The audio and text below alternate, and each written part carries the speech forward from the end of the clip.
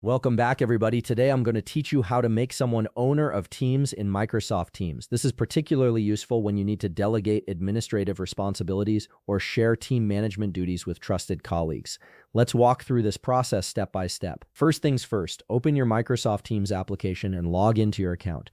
Make sure you're using the correct credentials to access the team where you want to assign ownership. Once you're successfully logged in, you'll see the main Teams interface with various options on the left side panel.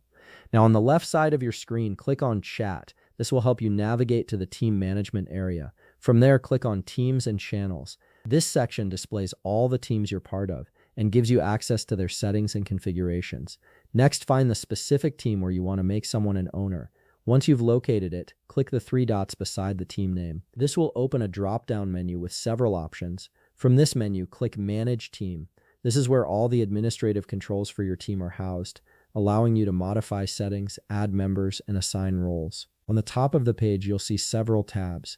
Click on Members. This tab shows you everyone who's currently part of the team, along with their roles and permissions. It's here that you'll be able to make the necessary changes to grant ownership status. Now, here's where it gets interesting. You actually have two different ways to make someone an owner of your team.